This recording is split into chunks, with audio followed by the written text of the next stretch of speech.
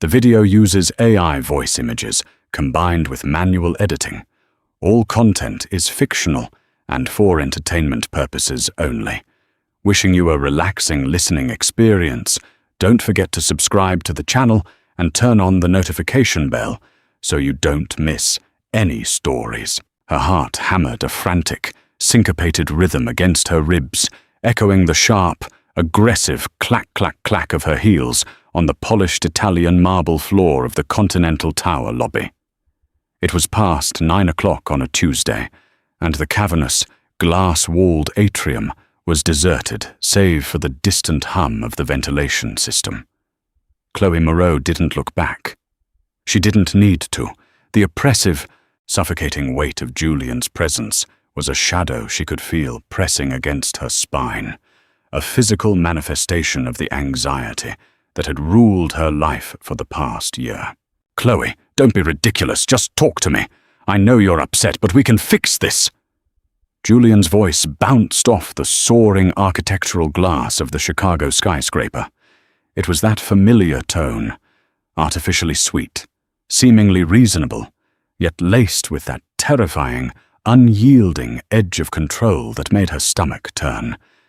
It was the voice of a man who believed he owned her. She clutched her heavy, leather-bound portfolio tightly to her chest, her breathing shallow and ragged. She had stayed far too late at the restoration lab on the 42nd floor, engrossed in the delicate removal of a stubborn 19th-century varnish. She had thought she was safe.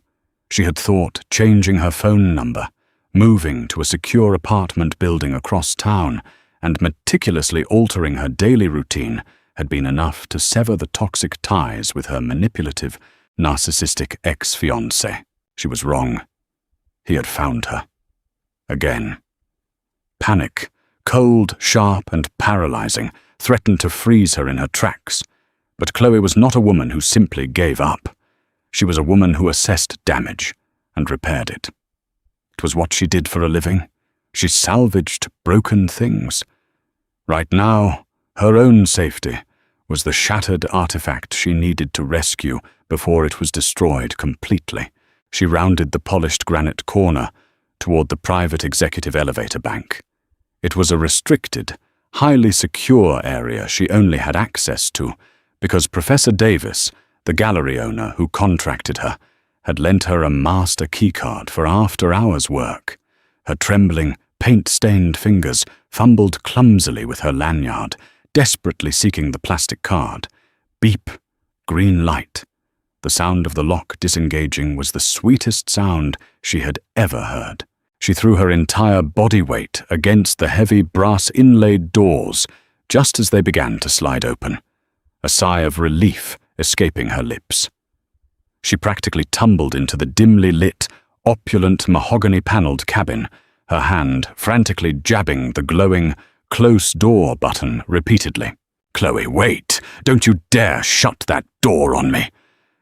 Julian rounded the corner, his handsome, carefully cultivated face twisted into an ugly, unfamiliar sneer of raw entitlement. The mask had slipped. He lunged forward with surprising speed, his hand reaching out aggressively to breach the rapidly closing gap of the doors. Chloe stepped backward, her spine hitting the cool wood paneling of the elevator. She braced herself for the inevitable, violent confrontation, her amber eyes wide with a terror she hated herself for showing. She squeezed her eyes shut, waiting for his hands on her. But a hand, large, deeply tanned, clad in a perfectly tailored charcoal wool suit sleeve, and wearing a heavy, intricately carved silver signet ring, shot past her shoulder from the deepest shadows of the elevator car. The hand didn't strike Julian, though the force behind the movement suggested it easily could have. It simply flattened against the polished brass edge of the closing door, stopping the heavy mechanism with an immovable, terrifying, and seemingly effortless strength. The elevator groaned slightly in protest. Chloe gasped, her eyes flying open as she spun around. She hadn't been alone. Standing perfectly still in the back corner of the expansive elevator was a man who seemed to absorb the dim overhead light. He was tall, exceptionally broad-shouldered, and exuded an aura of absolute, undisturbed stillness that was profoundly unsettling. His features were striking, carved from hard angles, a sharp, unforgiving jawline, dark, neatly styled hair slightly silvered at the temples, and eyes as dark, fathomless, and cold as the bottom of Lake Michigan in the dead of winter. Stefano Mancini. Though Chloe didn't know his name, she instantly recognized the sheer danger rolling off him in invisible waves. It wasn't the erratic, chaotic, screaming danger of Julian. It was the quiet, dormant, calculated danger of a sleeping apex predator. It was a presence that demanded immediate submission. "Excuse me, pal," Julian snapped, his voice tight with breathless anger as he tried to physically push past the man's unyielding arm. "I'm talking to my fiancée. Move." Stefano didn't even look at Julian. He didn't acknowledge the other man's existence. His dark, analytical eyes remained entirely fixed on Chloe. He took in every detail with rapid precision. Her trembling shoulders, the stark, bloodless pallor of her skin, the way her knuckles were white around her portfolio, and the genuine, visceral fear swimming in her wide, amber eyes. He read people for a living. It was how he survived. The woman standing before him wasn't playing a dramatic game. She was prey. She was hunted. Slowly, deliberately, Stefano turned his head toward the narrow gap in the doors where Julian stood. His expression didn't change.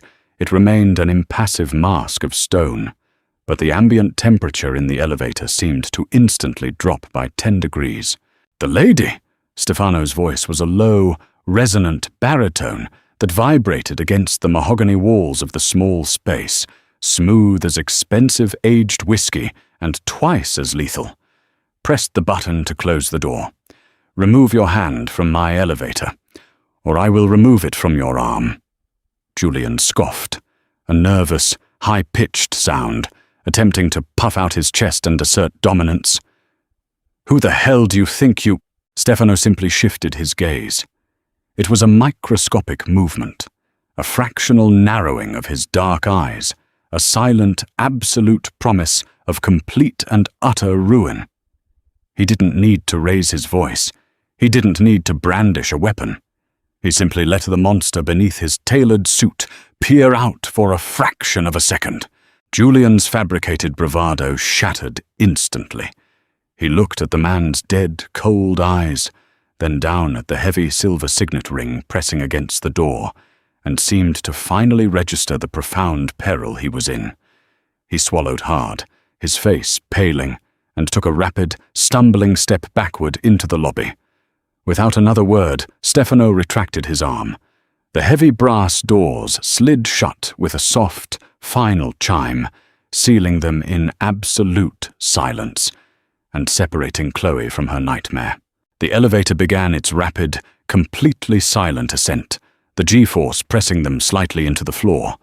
Chloe leaned heavily against the cool mahogany wall, her knees trembling so badly she thought she might collapse.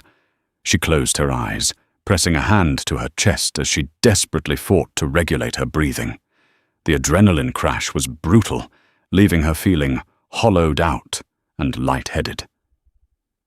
"Thank you," she finally managed to whisper into the silence, her voice raspy and fragile. "You're shaking," he observed. It wasn't framed as a question, merely a clinical statement of fact from a man observing a phenomenon. "I'll be fine," Chloe lied, forcing her eyes open. She deliberately straightened her posture, pulling her shoulders back, and tucked an errant, damp lock of auburn hair behind her ear. I startle easily. It's been a long day." Stefano watched her quietly. He noted the rough calluses on her fingertips, the faint, careless smudge of raw umber paint on her delicate left wrist, and the way she continued to hold her large leather portfolio in front of her body like a physical shield. She appeared entirely ordinary, dressed in sensible, slightly dusty slacks and a simple cream blouse. Yet beneath the obvious terror, there was a fierce, resilient spark in her eyes as she forced herself to stand tall. It intrigued him. "He won't follow," Stefano said softly, his deep voice meant to reassure, though reassurance was not a skill he often practiced. "The lobby security will escort him out of the building. I sent a text to the head of security." Chloe looked at him in genuine surprise, her brow furrowing. You did? Just now?" Before Stefano could answer, before he could explain the reach of his silent authority in this building, the elevator shuddered violently. A horrific, grinding screech of metal on metal echoed down the shaft. The dim overhead lights flickered frantically, buzzed with a dying electrical whine, and then died completely, plunging them into total darkness. The smooth hum of the mechanics ground to an abrupt, sickening halt. A moment later, the battery-operated emergency lights kicked on, bathing the opulent cabin in a faint, eerie, pulsating red glow. The car swung slightly on its cables within the massive shaft, creaking ominously before settling into a terrifying, heavy stillness. They were trapped. The sudden, violent jolt of the elevator halting in midair left Chloe completely breathless. The pulsating red emergency lights cast long, ominous, shifting shadows across the polished mahogany walls. The silence of the trapped car was absolute and heavy, broken only by the sound of their ragged breathing echoing in the small space. "Well," Chloe breathed into the crimson-tinted gloom, the sheer, ridiculous irony of the situation, forcing a small, humorless, slightly hysterical laugh from her tight throat. She gripped her portfolio tighter. "This is certainly one creative way to escape an ex-fiancé. I suppose I can't complain about the effectiveness." Stefano Mancini didn't laugh. He didn't even crack a smile. He moved smoothly, without a hint of panic, reaching into the breast pocket of his bespoke jacket to retrieve a sleek, black, heavily encrypted smartphone. He tapped the screen, the pale blue light illuminating his sharp, focused features for a moment. His jaw tightened in frustration. "No signal," he stated flatly, slipping the phone back into his pocket. "The building's core shielding on the executive shafts is too thick, military-grade concrete and steel. It blocks everything." He immediately moved toward the brushed steel emergency access panel near the floor, dropping to one knee. He pried it open with a practiced, almost casual ease. Chloe watched him in silence. For a man trapped in a suspended metal box hundreds of feet in the air, he possessed an entirely unnatural calm. It wasn't the forced, sweaty bravado of an ordinary man trying to appear brave for a woman. It was the baseline, resting state of a man intimately accustomed to chaos and crisis. "I'm Stefano, by the way," he said, his voice rumbling from near the floor. He didn't turn around as he began expertly inspecting the complex array of wires and fuses within the panel. He deliberately omitted his last name. In the city of Chicago, the name Mancini acted like a skeleton key, opening doors to the highest echelons of power. But it also instantly built impenetrable walls of fear and prejudice. He didn't want walls right now. He wanted to figure out the woman standing behind him. "Chloe," she replied softly, finally feeling safe enough to set her heavy portfolio gently on the carpeted floor. She leaned against the railing. "Chloe Moreau." "French?" he asked, tracing a heavy blue wire with his index finger. "By way of Louisiana," she corrected, watching the decisive, steady movements of his hands. "Are you an engineer, Stefano? You seem to know exactly what you're looking at in there." He paused, a dark, rich chuckle escaping his lips. It was a surprising sound, deep and resonant, holding a warmth that contrasted sharply with his icy exterior. Something like that. "I manage complex logistical networks. I solve problems." "Well, Mr. Problem Solver," Chloe noted, her sharp eyes catching a glint in the red light. "You have a cut on your hand. You're bleeding." Stefano glanced down at his left hand. A jagged, surprisingly sharp piece of sheared metal from the inside of the panel had sliced across the fleshy part of his palm when he pried the door. A thin, dark line of blood beaded to the surface, beginning to slowly run down his wrist. Annoyed by the distraction, he went to wipe the blood casually on his expensive dark trousers, a dismissive, careless gesture. "Don't do that," Chloe said sharply, her voice suddenly carrying a firm, authoritative tone that surprised them both. It echoed loudly in the small space. She stepped forward immediately, kneeling beside him and unzipping a small, heavily compartmentalized side pocket of her portfolio. "I'm an art restorer. I deal with delicate, centuries-old things, and I deal with dirt. Infection and contamination are my sworn enemies. Let me see." She pulled out a small, foil-wrapped, sterile alcohol prep pad and a pristine, lint-free tissue, tools she normally used for meticulously cleaning delicate cracking varnishes off Renaissance oil paintings. "Give me your hand, Stefano." Stefano hesitated, remaining perfectly still. He was the undisputed head of a sprawling, legitimate logistics empire that served as a highly effective, incredibly lucrative front for a powerful syndicate desperately trying to transition into legitimate business. He was a man people feared on sight. People didn't order him around. They certainly didn't demand his hand with the uncompromising tone of a scolding, protective schoolteacher. Slowly, feeling a strange mixture of amusement and an unexpected, captivating pull toward her, he extended his large, scarred hand toward her smaller one. Chloe took it. Her touch was incredibly light, yet possessed a firm, confident strength. She didn't flinch at his imposing size or the rough, thick calluses lining his knuckles that told a silent story of a violent past he tried so desperately to hide beneath Italian wool and silk ties. She worked with meticulous, intensely focused precision, tearing open the packet and gently but thoroughly cleaning the minor wound. "You're very calm for someone who was just running for her life through a lobby," Stefano observed quietly, his gaze dropping to study the crown of her head, watching the way the red light played in her auburn hair. "Panic is a massive waste of energy," Chloe replied evenly, pressing the clean tissue firmly against the cut to stem the bleeding.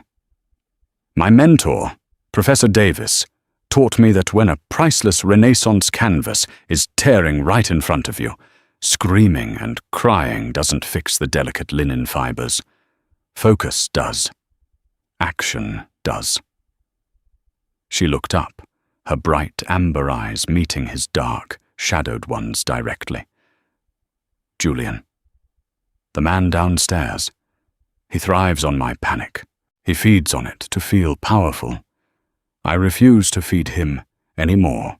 Stefano felt a strange, profound tightening deep in his chest.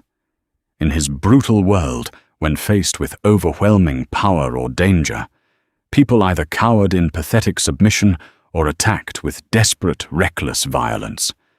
This quiet, steadfast, incredibly intelligent resilience was exceptionally rare. It was, he realized with a jolt, utterly beautiful. "He hurt you," Stefano stated, his voice dropping an octave, suddenly carrying a dangerous, razor-sharp edge. The lethal intent wasn't directed at her, but rather at the man who had caused the shadows in her eyes.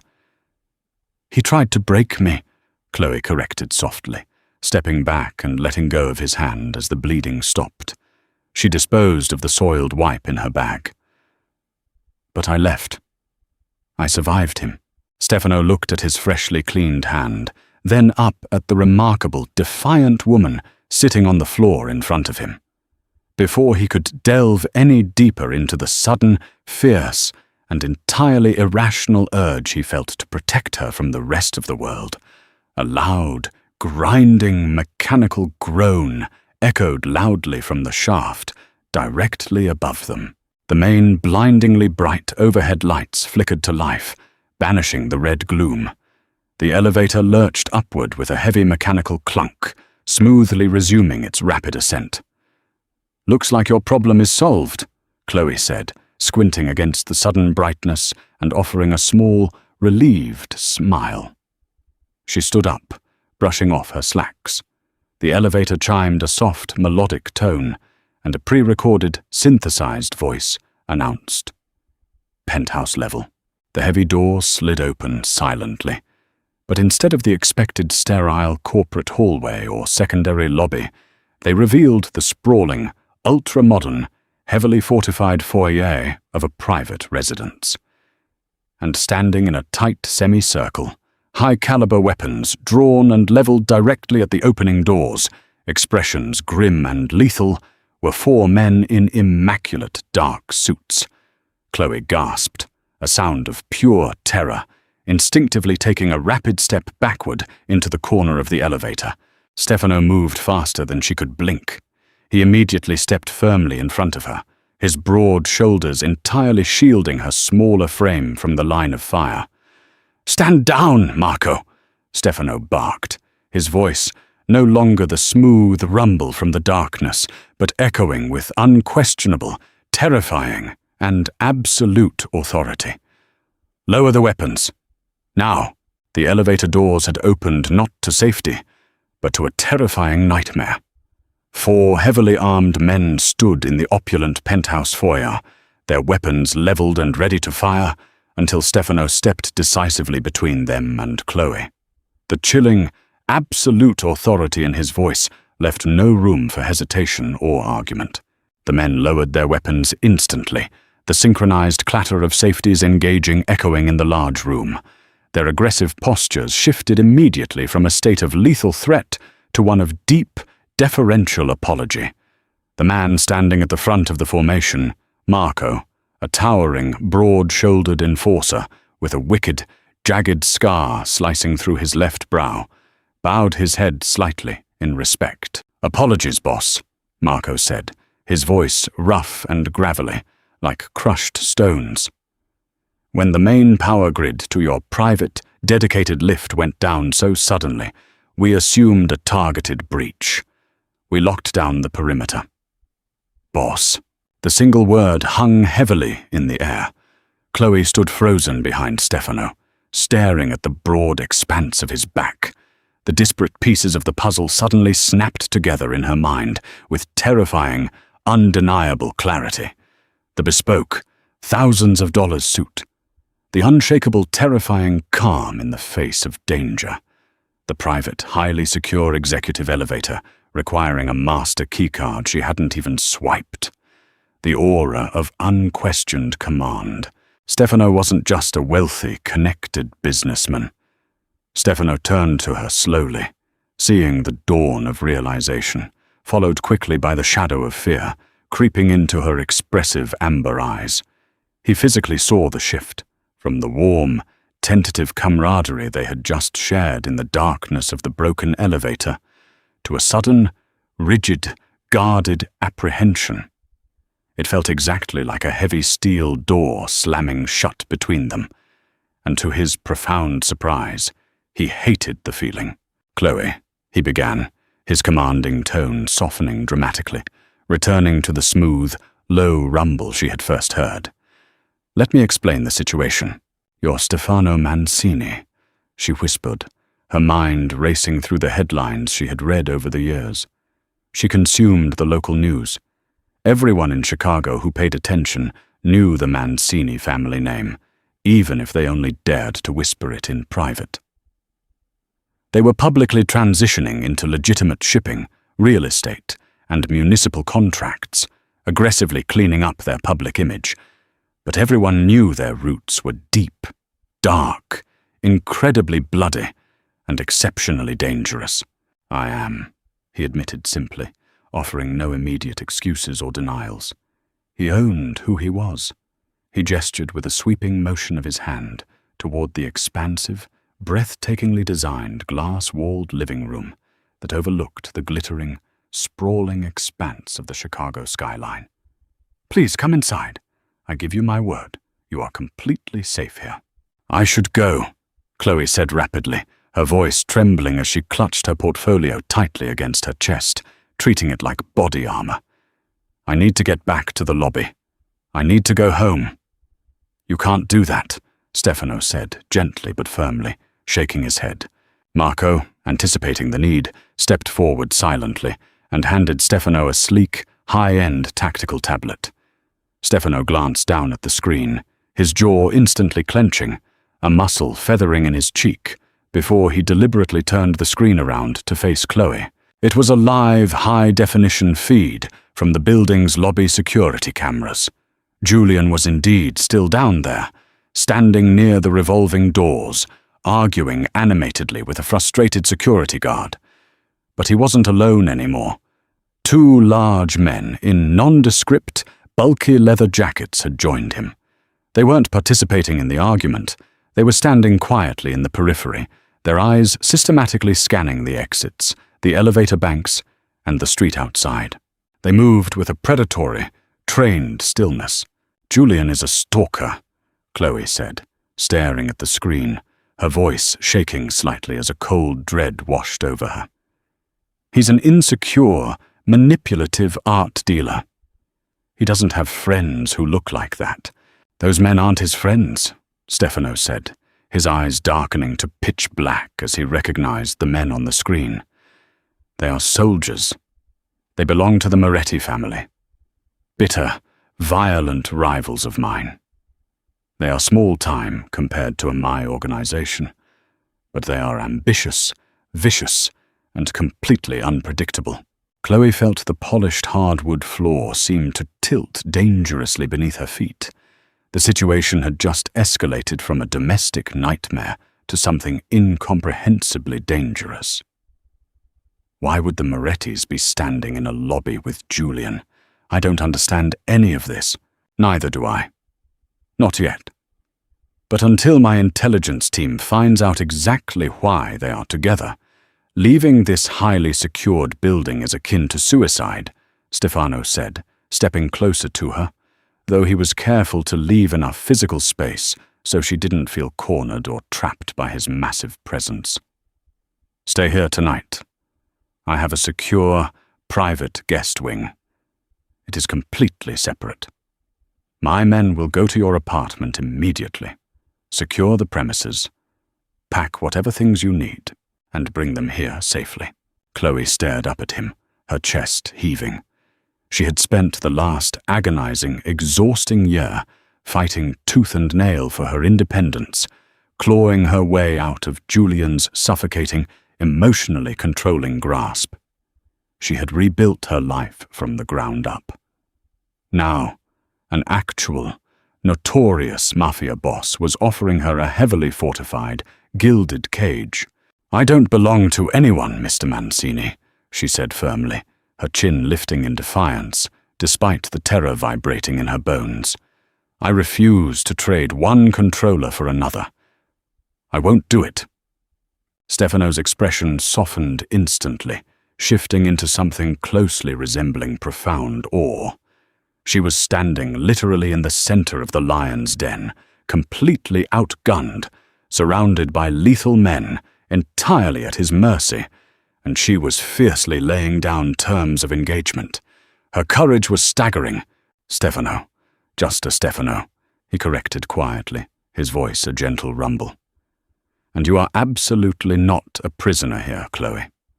You are my honored guest. You have free reign. You can leave whenever you wish, and I will personally ensure you walk out the front doors unharmed. But please, just for tonight, let me protect you. Allow me to figure out why the Morettis are hunting you." The raw, unguarded vulnerability in his dark eyes, a stark, shocking contrast to the dangerous, lethal man who had halted the elevator door and commanded an armed squad, broke through her hardened resolve. She looked at him, truly looked at him, and saw not a monster, but a man desperately asking for her trust. She nodded slowly, the fight draining out of her, as Marco respectfully led an exhausted Chloe down the long, art-lined hallway toward the opulent guest wing, Stefano watched her go, his eyes lingering on her form until she disappeared around the corner. His phone buzzed sharply in his pocket. It was a high-priority encrypted message from his chief intelligence officer. "Boss, we have a serious situation. Julian isn't after the girl out of twisted love or obsession. He's broke, heavily in debt to bad people. The Morettis hired him as a spotter. They believe the girl is currently restoring the Madonna of the Shadows painting in Professor Davis's lab. The painting rumored to hold the Rossi ledger." Stefano closed his eyes, his grip tightening around the phone until the reinforced casing groaned in protest. The Rossi ledger. It wasn't just a book of accounts. It was a meticulously coded, historical document detailing a century of the syndicate's deepest, darkest secrets. Bribes, murders, political leverage, hidden wealth. It contained enough explosive information to completely destroy the Mancini family's fragile transition to legitimacy, sending them all to federal prison for life. And the quiet, fierce, auburn-haired woman currently sleeping down the hall was unknowingly holding the key to his empire's total destruction.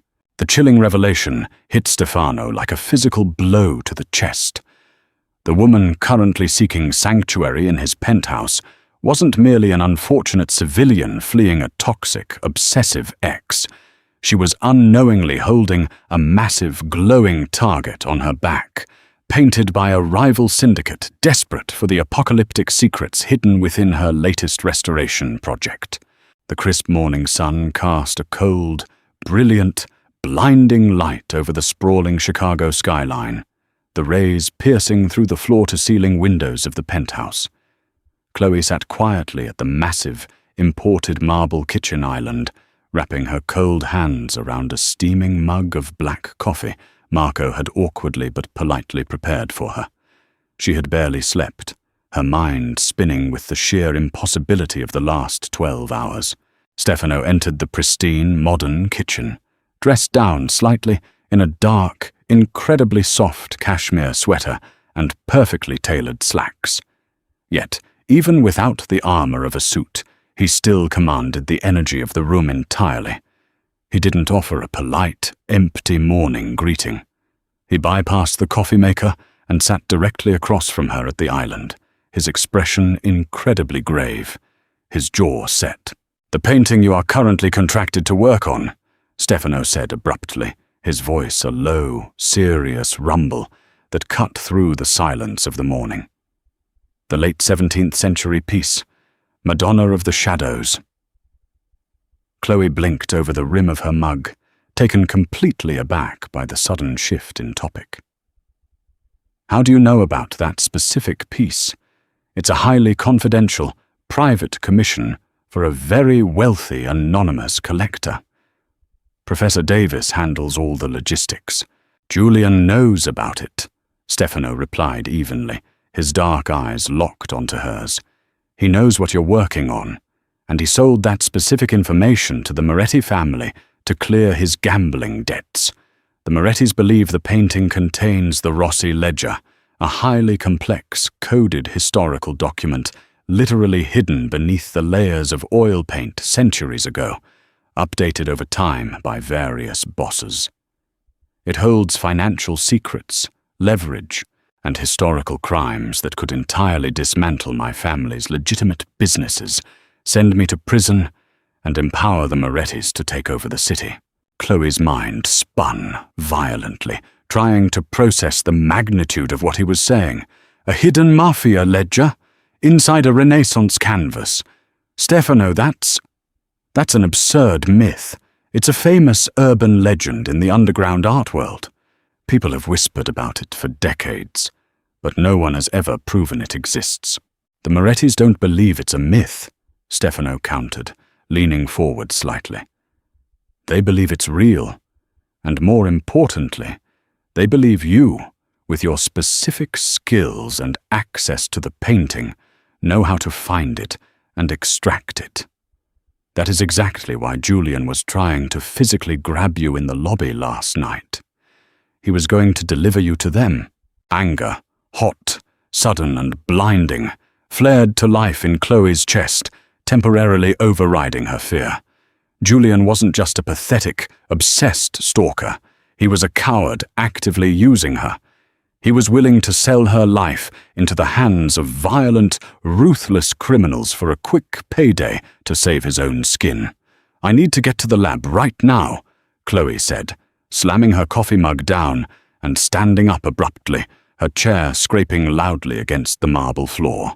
"Absolutely not," Stefano said instantly, his voice hardening into a wall of stone.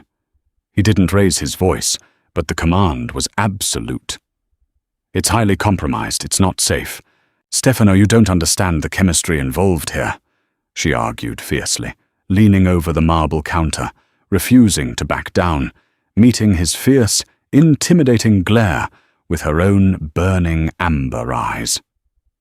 "If the Morettis break into that high-security lab and try to forcefully extract whatever they think is hidden in there, they will utterly destroy a priceless historical masterpiece. They are thugs. They'll use harsh industrial solvents or acids that will burn right through the delicate original canvas in seconds. I am the only restorer in this city who has the precise chemical formulas and the delicate touch required to carefully remove the centuries of degraded top layers of varnish without damaging the priceless underpainting. If you want to secure this supposed ledger before they get their hands on it, you need me. I have to go." Stefano stared at her, genuinely stunned into silence. He was a man entirely used to giving absolute orders and having them obeyed instantly, without a single question or moment of hesitation. Yet here was this brilliant, seemingly fragile woman, fiercely defying a mafia boss to his face in order to protect a fragile piece of 300-year-old canvas. Her raw passion and unwavering dedication to her craft were utterly intoxicating. He stared at her flushed cheeks and flashing eyes for a long moment, feeling his rigid control slipping.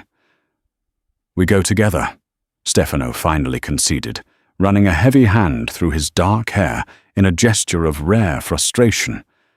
"Under heavy guard. My tactical team secures the perimeter. We go on my terms, and the second I say we leave, we leave. Understood?" "Understood," she agreed quickly. An hour later, they were standing inside the sterile, brightly lit, temperature-controlled environment of the restoration lab on the 42nd floor. The air smelled sharply of turpentine, specialized solvents, and the faint, dry scent of aged dust. The painting itself, a large, dark, brooding, and incredibly complex depiction of the Madonna draped in heavy robes, sat securely on a massive easel under heavy, articulated magnification lights. For 3 hours, Stefano sat silently on a stool in the corner, intensely watching Chloe work. He was completely mesmerized. The terrified, trembling woman who had practically collapsed in his elevator was entirely gone. In her place stood a master of her craft, completely in her element. She moved with a delicate, hypnotic grace, wielding tiny cotton swabs and precise, custom-mixed chemical solutions to gently lift centuries of hardened grime and darkened varnish from the fragile canvas. She explained her complex process to him in a soft, intensely focused murmur, and Stefano found himself leaning forward, hanging on to every single word she said, completely forgetting the mortal danger lurking just outside the reinforced laboratory door. "Look," Chloe whispered suddenly, her breath catching. Her eyes were wide with shock behind her heavy magnifying loupes. She pulled back slightly. Stefano stood up immediately and leaned in close behind her, his large frame dwarfing hers, his shoulder brushing gently against hers. He inhaled the soft, unexpected scent of vanilla and lavender from her hair, a sharp, intoxicating contrast to the harsh, chemical smell of the room. He looked at the area she was illuminating, beneath a thick, stubborn layer of darkened varnish on the heavy folds of the Madonna's dark cloak. Faint, Incredibly meticulous microscopic numbers and letters were beginning to emerge in the paint itself. The myth was real. It was the ledger. Before either of them could fully process the massive discovery, the harsh, blaring, ear-piercing screech of the building's fire alarm completely shattered the quiet focus of the lab. The red emergency strobe lights mounted on the ceiling began to flash violently, turning the room into a chaotic disco of panic. Marco burst violently through the heavy lab doors, his high-capacity weapon drawn and raised. "Boss! It's a coordinated distraction. The perimeter is breached on 3 floors. Multiple armed hostiles are moving up the stairwells. The Morettis are here, and they brought an army." The building's fire alarm's screech was utterly deafening, transforming the sterile, focused environment of the restoration lab into a terrifying theater of chaos and panic. The Morettis had somehow bypassed the building's state-of-the-art security, and Stefano's carefully constructed perimeter was rapidly collapsing. "We need to move, now!" Marco yelled, his voice barely audible over the piercing din of the alarm. He gestured aggressively toward the main hallway with the barrel of his weapon. "They cut the power to the elevator banks. They're dead. We have to take the central service stairs." "No!" Chloe shouted desperately, dropping her delicate tools and grabbing Stefano's thick forearm, her grip surprisingly strong. "Think about it. If they deliberately triggered the alarm, they know the building's evacuation protocol. They'll be heavily armed and waiting in the service stairs to ambush you in a bottleneck." Stefano looked down at her, his deep-seated combat instincts fiercely warring with her cold, undeniable logic. He knew she was right, but his options were vanishing rapidly. "What's the alternative, Chloe? We are trapped in a glass box, 42 floors up." "Not completely trapped," she said, her amber eyes darting frantically around the large room, her mind racing. She ran to the back wall of the lab, throwing her weight against a heavy, steel storage cabinet filled with highly flammable solvents. With a grunt of effort, she pushed it aside, revealing a large, heavy metal grate bolted to the wall near the floor. The HVAC main return duct. It connects directly to the sub-basement levels and the parking garage, entirely bypassing the central stairwells and the main lobby. It's an old architectural flaw in the building's original design I found when the vents were rattling uncontrollably last winter. Marco looked incredibly skeptical, glancing at the narrow opening. "Boss, we can't crawl through dusty air vents like rats. It's a tactical nightmare. We have 0 mobility in there. If it keeps her safe and avoids a slaughter in the stairwell, we crawl," Stefano commanded instantly, making the decision in a split second. He was trusting her implicitly. It was a profound, jarring realization. The untouchable head of the Mancini family was literally entrusting his life and the survival of his empire to a civilian woman he had known for less than 24 hours. Marco didn't argue. He holstered his sidearm and swiftly kicked the heavy metal grate inward, the bolts snapping with a loud crack. Stefano gestured urgently for Chloe to go first. He placed his large hands on her waist, lifting her effortlessly into the dark, dusty, metallic shaft. He immediately followed close behind her, his massive shoulders barely fitting through the narrow opening, with Marco taking the rear guard position. The descent through the building's hidden veins was agonizing and terrifying. The galvanized metal beneath them was freezing cold, the recycled air was stale and tasted of dust, and the enclosed space was brutally claustrophobic. Chloe navigated the complex labyrinth of branching shafts purely by memory, her heart pounding a frantic rhythm against her ribs, her hand scraped and bleeding, but she kept moving forward relentlessly.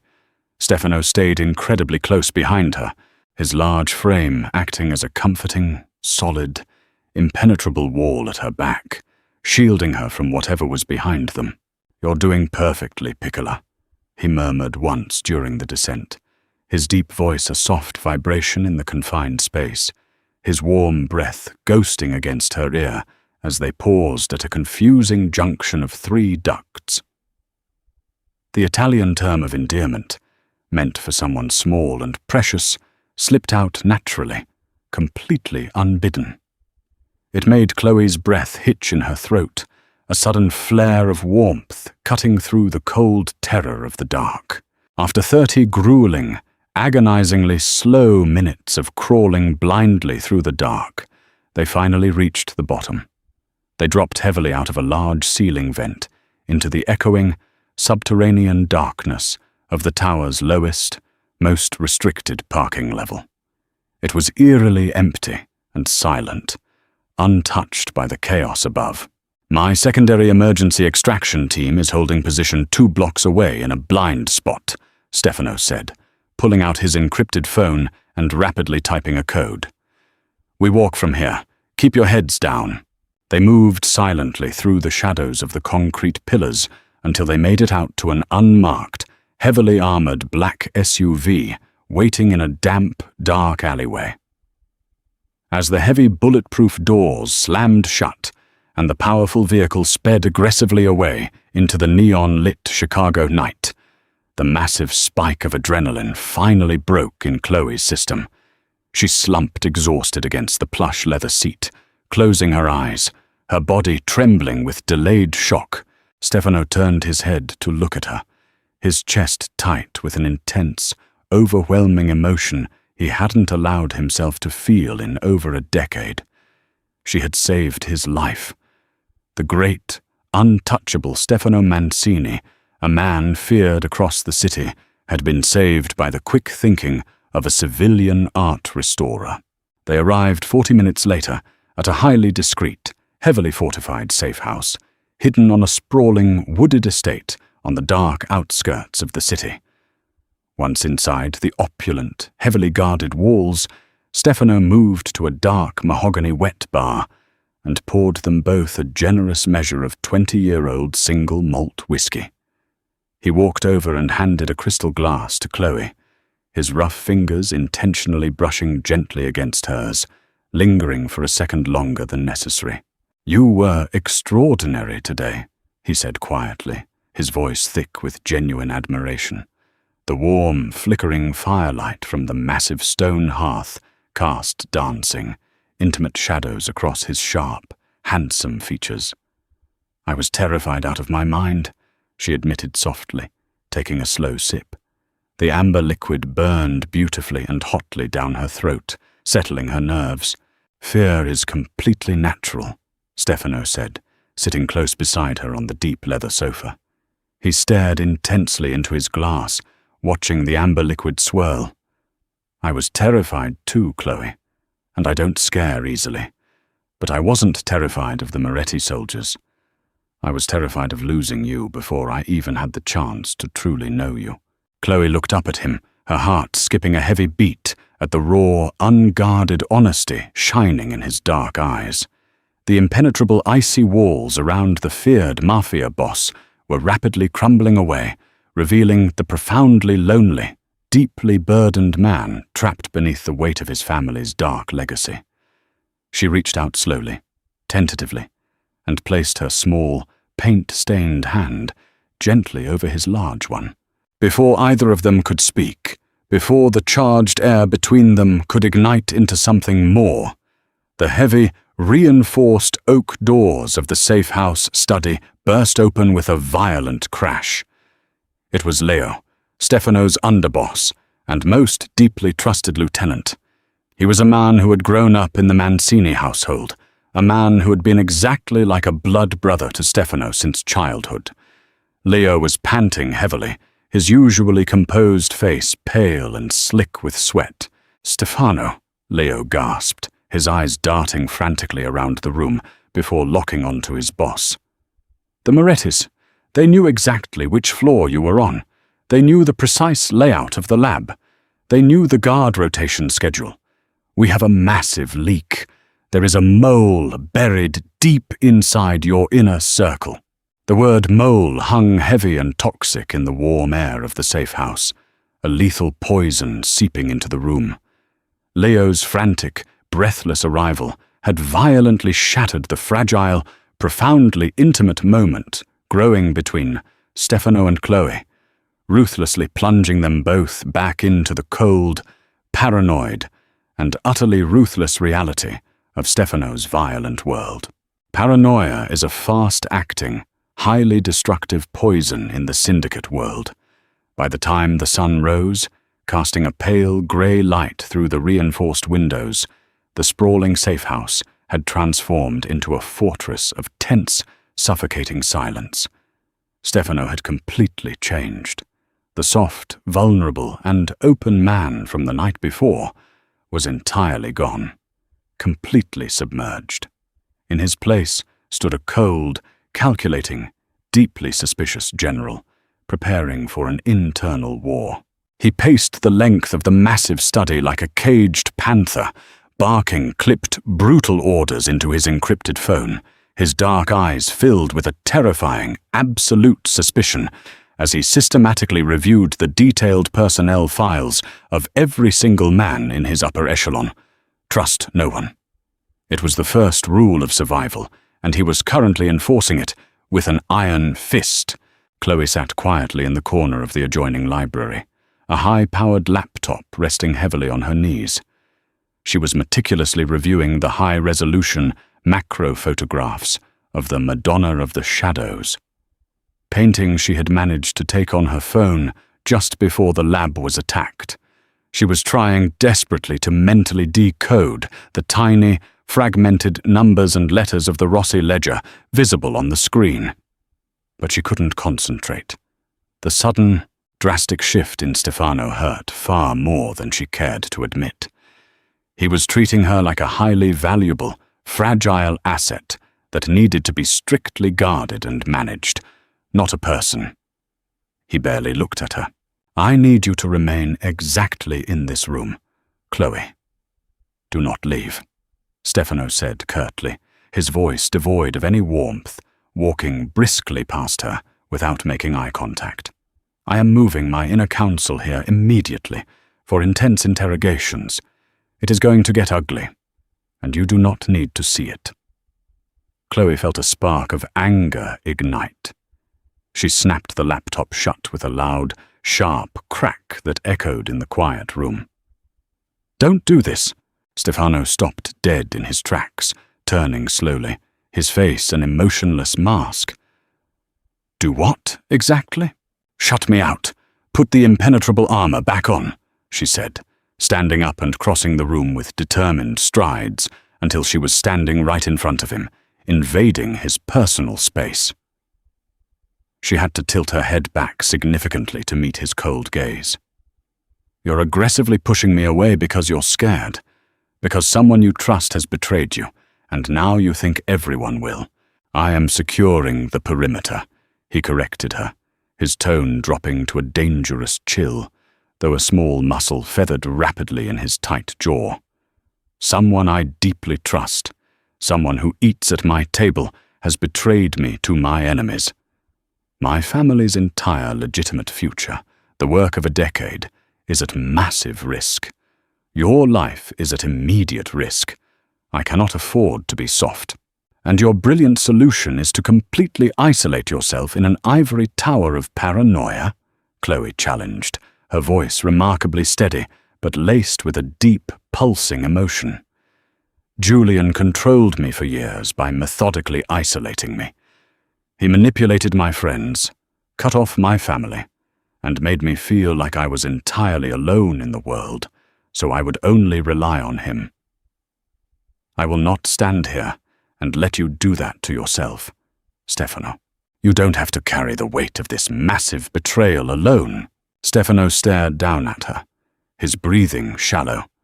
The cold, sociopathic facade he had spent his entire life perfecting was cracking violently under the weight of her fierce empathy.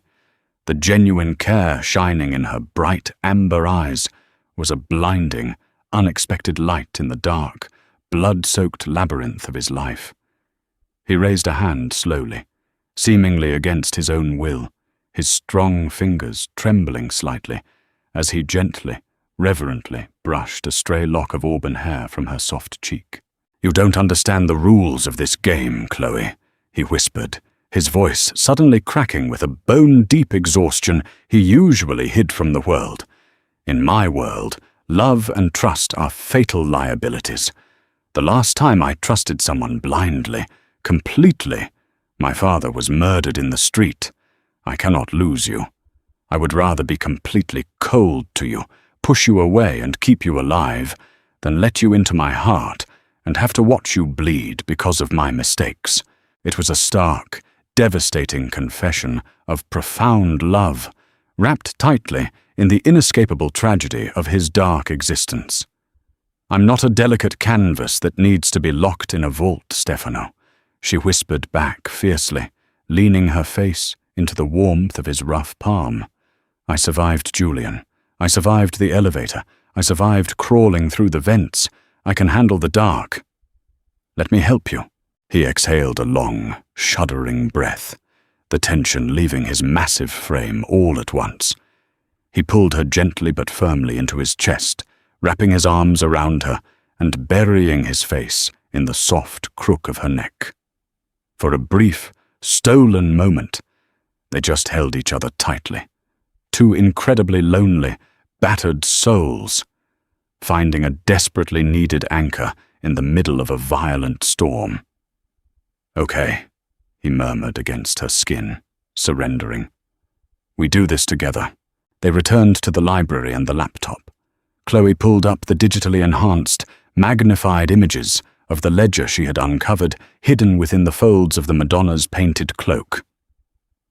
Look closely at the cipher structure, she said, pointing a slender finger to the screen.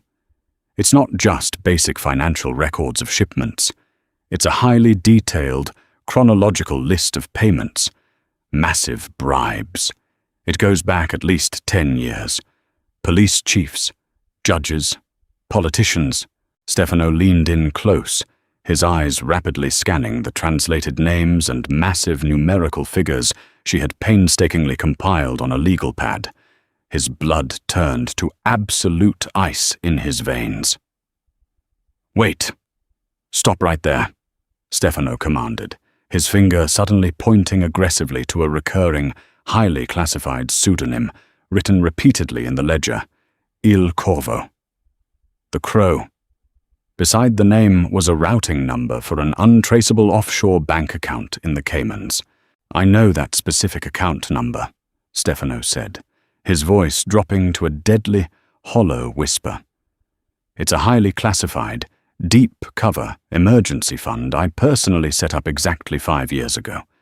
It's off the books, only meant to be used if the family was facing total annihilation. Chloe looked up at him, her brow furrowed in deep confusion. If you set it up, why on earth is it listed as a massive payout in the enemy's ledger? Because, Stefano said, his voice devoid of all emotion, his body going unnaturally still as he turned slowly, mechanically, toward the open doorway of the study. I only ever gave access to that specific account to one other living person on Earth. Standing perfectly still in the doorway, a heavy, black, silenced pistol raised and pointed with lethal precision directly at Chloe's chest, was Leo. I'm so sorry, brother, Leo said, his eyes filled with a deep, agonizing regret, but his hand remaining perfectly, terrifyingly steady. But the Mancini family was never meant to go legitimate. We are creatures of the dark. The horrific revelation struck Stefano with the concussive force of a physical blow, driving the air from his lungs. Leo, the man who had been closer than a blood brother to Stefano, the man who had fought back to back with him in the streets, stood in the doorway of the study with a silenced pistol aimed with deadly intent directly at Chloe's heart. Leo! Stefano's voice was a dangerous, low rumble, vibrating with a lethal energy. He didn't instinctively reach for his own weapon holstered at his hip. He didn't make any sudden, aggressive movements that might trigger a panicked shot. He simply shifted his large body, moving casually but purposefully, until he was entirely blocking Chloe from Leo's line of sight, turning his own broad back into a shield. Tell me what you have done." "I saved our legacy from ruin," Leo spat, his knuckles turning white as his grip tightened on the gun. "You were going to hand over the lucrative docks, the untraceable shipping routes, the casinos, all of it, over to the corrupt suits in City Hall for a pat on the back and a clean name. We are wolves, Stefano. We rule this city through fear. You wanted to systematically turn us into castrated lapdogs. The Morettis understand exactly what we are. They offered a lucrative partnership to keep the old ways alive. They offered you a hollow throne built over a pile of burning ashes," Stefano countered smoothly, his brilliant tactical mind racing at 1,000,000 miles an hour. He desperately needed to defuse this volatile situation without a single shot being fired. If bullets started flying in the enclosed room, the ricochets could hit Chloe. That was an entirely unacceptable variable. He had to talk Leo down. "Step aside, Stefano. Move away from the girl," Leo demanded, his voice shaking slightly, betraying his internal conflict. "The girl has the translations on that laptop. I need that drive to give to the Morettis to seal the deal. I love you like a brother. I do not want to kill you, but you'll gladly murder her," Stefano noted, his dark eyes locked intensely onto Leo's wavering gaze. He began to walk slowly, deliberately forward, steadily closing the distance between them. "A civilian, an innocent woman who has absolutely nothing to do with our sins. Is that what the great, honorable Mancini enforcer has been reduced to? A cheap, disposable hitman running errands for the Morettis?" "I said stop walking!" Leo barked loudly, the panic rising in his chest, shifting his aim slightly to point the gun directly at Stefano's broad chest. "No," Stefano said softly, his voice echoing in the sudden silence. He stopped exactly 2 feet away from his betrayer, close enough to feel the heat coming off the man. He looked down at the black barrel of the gun, then slowly up into Leo's wide, fearful eyes. He saw the sheer panic there, the overwhelming, suffocating guilt of betraying his family. "You're a traitor, Leo. You sold us out. But you aren't a monster. Not yet. You were the one who taught me how to shoot when I was 12. Remember? You told me, Stefano, you never, ever pull a weapon on a man unless you have the absolute, stone-cold certainty in your soul to pull the trigger. Do you have that certainty right now, Leo?" Stefano took one final, decisive step forward, pressing the center of his chest directly and firmly against the cold metal barrel of Leo's silencer. Behind him, hidden from view, Chloe clamped both hands tightly over her mouth to completely stifle a scream of pure terror. "Pull the trigger, Leo," Stefano whispered, his dark, bottomless eyes boring directly into his old friend's tortured soul. "Look your brother in the eye and kill him." Leo's breath hitched violently in his chest. A bead of sweat rolled down his pale forehead. His index finger trembled visibly against the curved metal of the trigger. He looked at Stefano, the man he had fiercely fought beside in alleyways, the man he had bled beside, the man he had sworn a blood oath to protect. The heavy, suffocating silence in the room stretched and warped until it felt like reality itself would snap. With a sudden, guttural, agonizing cry of pure frustration and profound self-hatred, Leo violently lowered the gun, throwing it away from him onto the plush Persian rug. He collapsed to his knees, burying his face in his hands. "Damn you, Stefano! Damn you!" Within seconds, Stefano's elite guards, heavily armed and alerted by a silent, biometric panic button Stefano had subtly triggered under his desk when Leo first entered, flooded into the room from the hallway. They swiftly and brutally restrained a broken, weeping Leo, hauling him away to the holding cells. Stefano turned back to face Chloe, his broad chest heaving slightly. The impenetrable, icy facade completely melted away in an instant, revealing a profound, overwhelming relief. He walked quickly over to her, his hands shaking slightly as he reached out, taking her trembling hands firmly in his. "It's over," he murmured, pulling her close and pressing a long, lingering kiss to her knuckles. "The mole is gone. We have the decrypted ledger. We have all the leverage we need. We can completely dismantle the Morettis by morning and finally finish the transition to legitimacy. It's truly over." Chloe looked up at him, her heart overflowing with a chaotic, overwhelming mixture of sheer terror and deep awe at the incredible man standing before her. He had won the war without shedding a single drop of blood. He had used his deep understanding of the human heart, his capacity for mercy, not his fists, to defeat his greatest enemy. Suddenly, jarringly, Chloe's personal, unencrypted cell phone, the one she had kept hidden at the bottom of her bag, the one she hadn't told Stefano about, buzzed loudly in the quiet room. She pulled it out, her brow furrowing in deep confusion at the unknown number flashing on the screen. She hesitated, then answered it, putting it on speaker. "Hello? Chloe, my darling." The sickeningly sweet, familiar voice of Julian echoed obscenely through the quiet, safe house.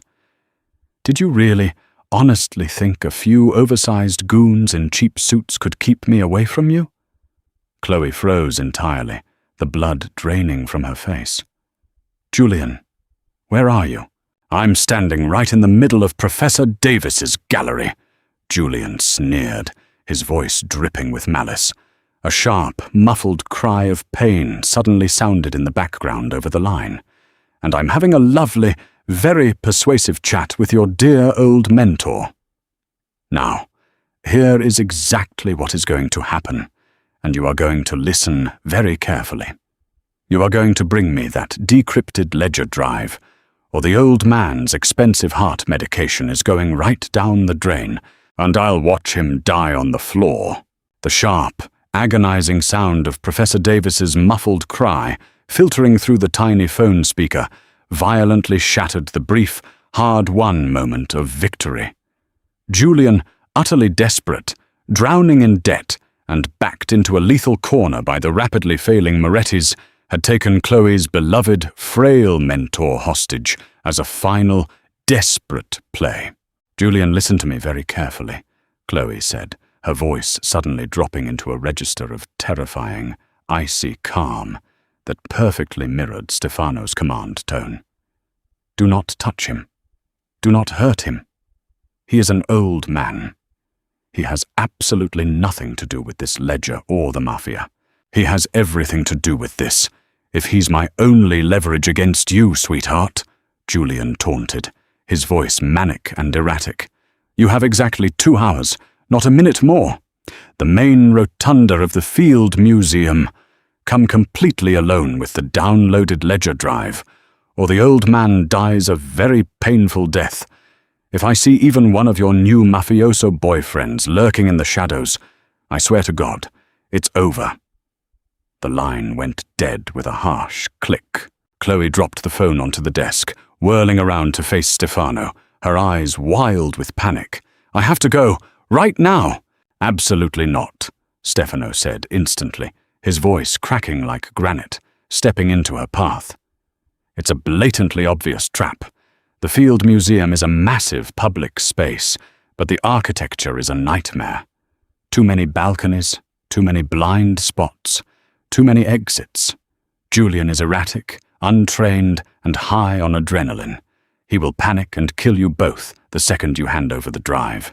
He's my mentor, Stefano. He's like a father to me. He gave me my entire career, my life in Chicago when I had nothing. I will absolutely not let him die alone on a gallery floor because of my psychopath ex-fiancé," Chloe yelled, her voice breaking, her amber eyes blazing with a fierce, unstoppable determination. She pushed past him, violently grabbing a blank USB flash drive from the desk and slamming it into her laptop, rapidly downloading the newly decrypted ledger files. Stefano moved swiftly, grabbing her arms firmly, physically halting her frantic, panicked movements. "Chloe, stop! Look at me!" He held her still, waiting patiently until her panicked, tear-filled eyes finally locked onto his dark, steady ones.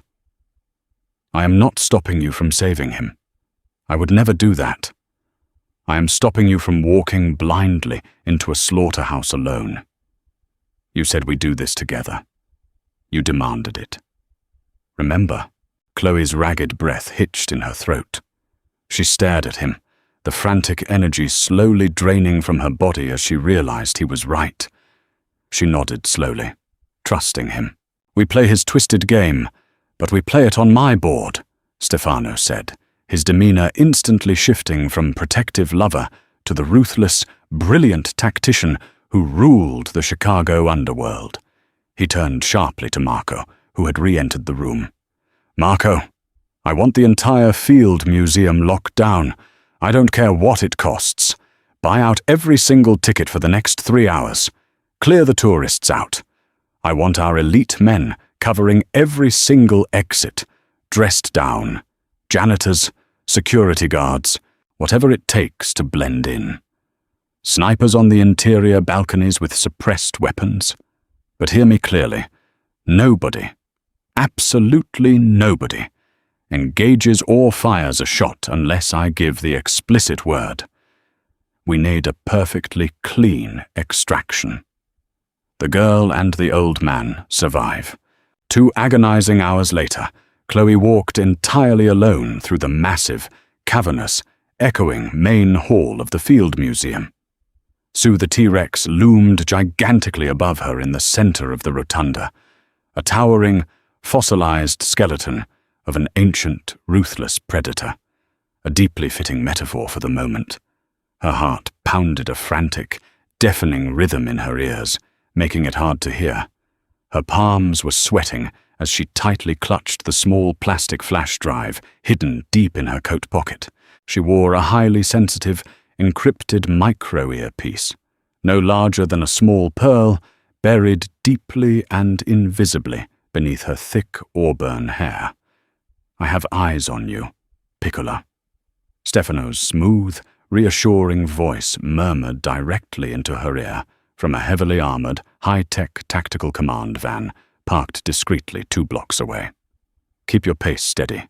Keep walking toward the elephant display near the north stairs. You are doing perfectly. We own this room. She rounded the corner of a massive stone pillar. Julian was there.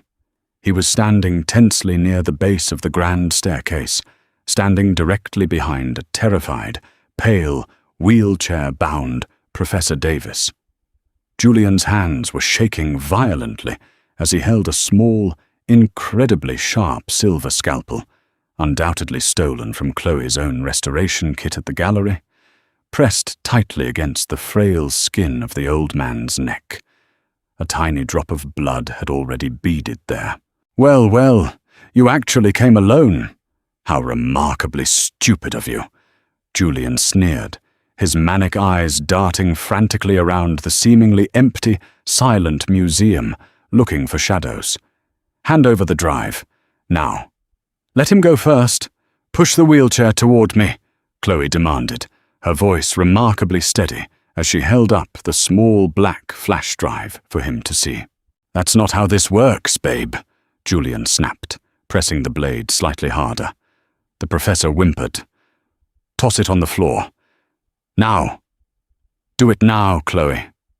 Toss it, Stefano's voice echoed urgently in her ear. Chloe tossed the drive. It clattered loudly onto the polished marble floor, sliding to a halt halfway between them. Julian's eyes widened with greed. He lunged forward aggressively to grab it, his desperation temporarily overriding his paranoia and caution. For a fraction of a second, the scalpel moved an inch away from the professor's neck. Go, take him! Stefano roared over the comms. Suddenly, 3 men dressed as museum janitors dropped their mops and drew concealed, high-voltage tasers. But Julian, fueled by a toxic cocktail of paranoid adrenaline and sheer desperation, realized the trap a microsecond too fast. He abandoned the drive, violently grabbed Chloe by the arm, spinning her around forcefully to use her as a human shield, and dragged her violently backward toward the nearby grand staircase. The stairs led up to a high, open, decorative balcony overlooking the massive main hall. "Back off!" Julian screamed hysterically, his voice echoing off the vaulted ceilings. He now held the sharp scalpel directly to Chloe's pale throat as he dragged her awkwardly, step by step, backward up the marble stairs. "I'll kill her! I swear to God, I'll open her throat right here!" The disguised tactical team froze instantly, lowering their weapons. They had no clear, safe shot without risking hitting Chloe. "Stand down! Everyone stand down!" Stefano's voice cracked over the comms, laced with a raw, undisguised panic his men had never heard before. "Do not shoot! Let him move!" Julian reached the top balcony, breathing heavily, backing a terrified Chloe against the low, decorative marble railing. A sheer, deadly 40-foot drop to the hard stone floor below waited right behind them. Julian had Chloe violently pinned against the low marble railing of the upper balcony, the stolen, razor-sharp restoration scalpel pressing a dangerously thin, red line against the delicate skin of her throat. The sheer 40-foot drop to the unforgiving museum floor yawned right behind them like an open grave. "I told you, no cops! No mafia goons!" Julian screamed, his chest heaving, his eyes wild, dilated and bloodshot. He was staring down frantically at the heavily armed men freezing in their positions on the floor below. "You think you can outsmart me, Chloe? You think you're better than me because you found a new protector?" Chloe's heart hammered a frantic, painful rhythm against her ribs. But her mind, surprisingly, was terrifyingly clear and focused. Panic is a massive waste of energy. Professor Davis's words echoed in her mind. She could feel the cold, hard marble pressing painfully into her lower back. She could smell the sour, pungent sweat of fear rolling off Julian. She could feel his trembling, unstable grip on her arm. She needed him to make a mistake. She needed an opening. "Julian, it's over. Look around you," Chloe said, keeping her voice incredibly soft, soothing, trying to de-escalate his manic state. "You have the ledger right there on the floor. Just take it and walk away. They won't stop you. They only care about me." "Shut up!" he barked viciously, twisting his wrist. The blade nicked her skin slightly, a warm drop of blood trailing down her neck. Suddenly, heavy, slow, deliberately measured footsteps echoed ominously from the top of the dark stairs to their left. Julian whipped his head around, his eyes wide with panic. Stefano Mancini emerged slowly from the deep shadows of the Upper Egyptian exhibit hall. He wore no jacket, his pristine white dress shirt stark and bright against the dim, moody museum lighting. He held a heavy, black handgun loosely in his right hand. But as Julian watched in shock, Stefano slowly, deliberately, with exaggerated movements, ejected the loaded magazine. It clattered loudly to the floor. He then forcefully racked the slide, ejecting the chambered round, and tossed the completely empty weapon far aside. He held up both of his large, empty hands, showing his palms. His face was an impenetrable mask of absolute, chilling, lethal calm. "Let her go, Julian," Stefano said, his deep voice echoing powerfully in the massive, silent space. It wasn't a desperate shout. It was a calm command woven with an absolute, undeniable authority. "You want a valuable hostage who guarantees your safety out of this building. Take me. I am the Mancini boss. You walk out of here with a gun to my head. Nobody fires a single shot. You walk out of here with her. I will personally hunt you to the furthest ends of the earth, and I will make you beg for hell before I let you die." Julian hesitated, his fractured mind furiously warring between his sick, twisted obsession with Chloe and the immense, undeniable value of trading her for the ultimate mafia prize. He shifted his weight nervously, pulling the scalpel a tiny fraction of an inch away from Chloe's throat to point it menacingly at Stefano. "You think I'm stupid?" Julian sneered, his voice cracking. It was exactly the microscopic mistake Chloe had been waiting for. Years of walking home alone late at night in Chicago hadn't left her defenseless. She had taken classes. She knew leverage.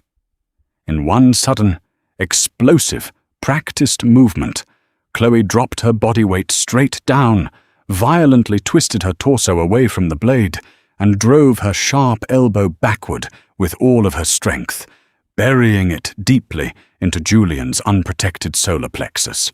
Julian gasped loudly, all the air rushing from his lungs. He doubled over in sudden, agonizing pain, his iron grip on her arm loosening instantly.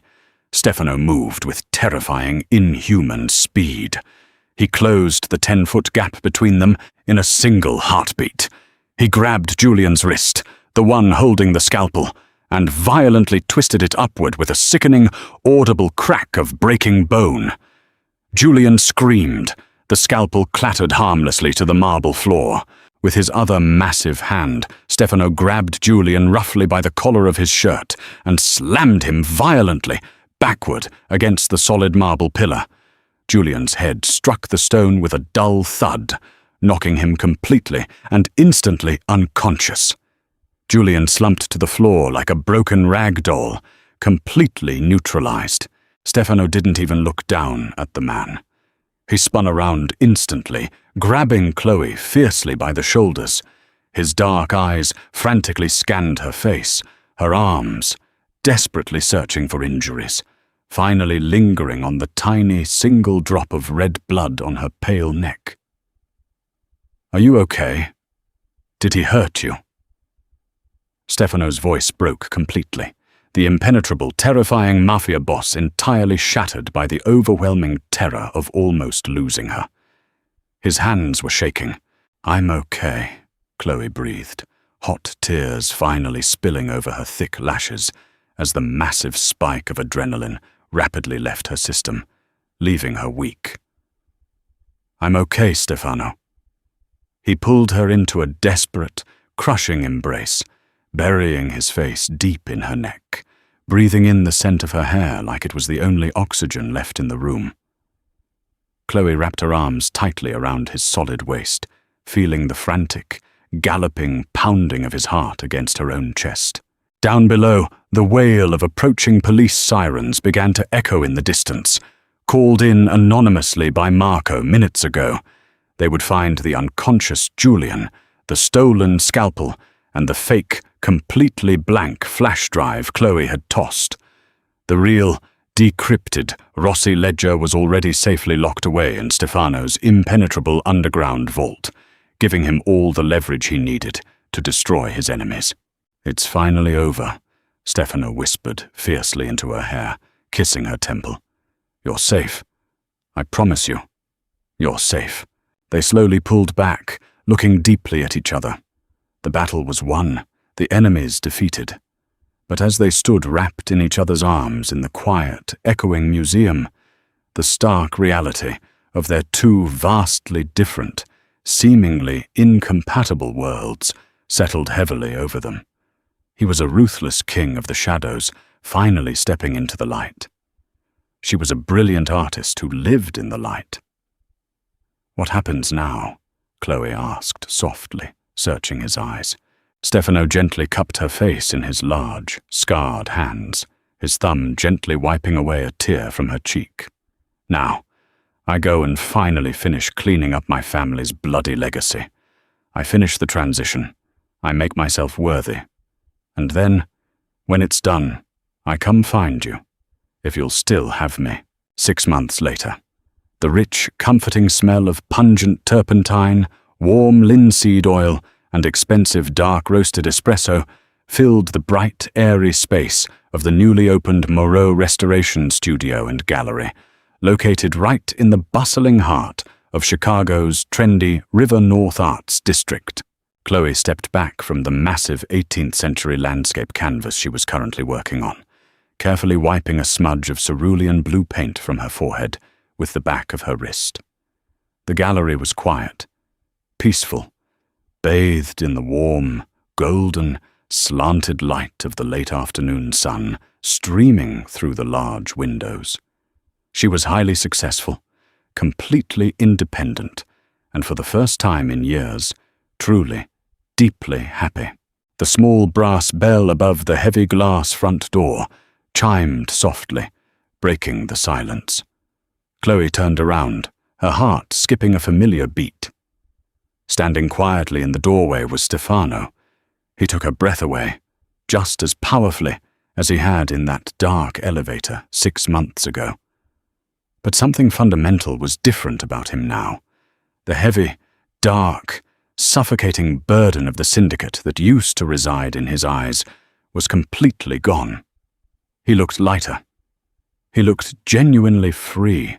"I hear the owner of this fine establishment performs absolute miracles on old, damaged, broken things," Stefano said, his voice a warm rumble.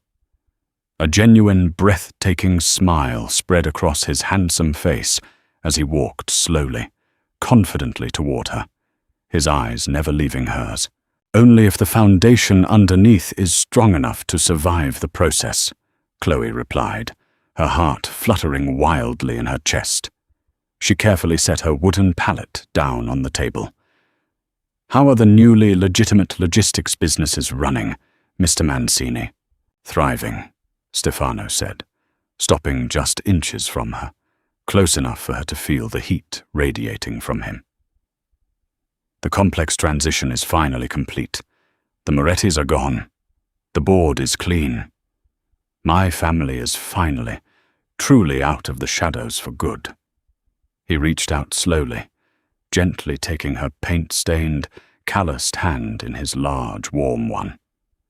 "And because of that, I find myself with a lot of free time on my hands. Time I want to spend learning everything there is to know about art."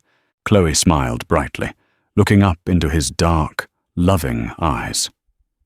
The journey they had taken had been terrifying, a violent, chaotic collision of two vastly different worlds that should have logically destroyed each other. But instead, through the fire, they had forged something incredibly beautiful and unbreakable. She had taught the ruthless, guarded boss how to finally trust, how to allow himself to be vulnerable, and how to find true strength in love rather than fear. And he had shown her that true independence didn't necessarily mean standing entirely alone against the world, but rather choosing exactly who you stood beside. "I suppose I could manage to take on one new student," Chloe whispered, leaning her body in toward his. Stefano didn't hesitate for a second. He closed the final, agonizing distance between them, wrapping his arms around her waist and capturing her lips in a deep, passionate, completely consuming kiss. It was a silent promise, a beautiful culmination of months of intense longing, shared danger, and an undeniable, soul-deep connection. They were no longer two terrified strangers trapped in the dark. They had meticulously painted an entirely new life together, a masterpiece built on absolute loyalty, fierce resilience, and an unwavering, unconditional love. The end, dear viewers. Thank you so much for joining Stefano and Chloe on this incredibly intense, deeply emotional journey. From a terrifying chance encounter in a broken elevator to uncovering centuries-old mafia secrets, their story proves that sometimes our greatest strength lies in our vulnerability, and that true, unconditional love can pull us out of even the darkest shadows. If you enjoyed the masterpiece of Shadows and want to hear more thrilling, highly emotional, and completely original stories on this channel, please don't forget to like this video, leave a comment telling me what your absolute favorite part or plot twist was, and subscribe to the channel. Your continued support is what allows me to keep creating these rich, cinematic worlds for you to escape into every week. Until the next story, stay safe and keep believing in the power of love.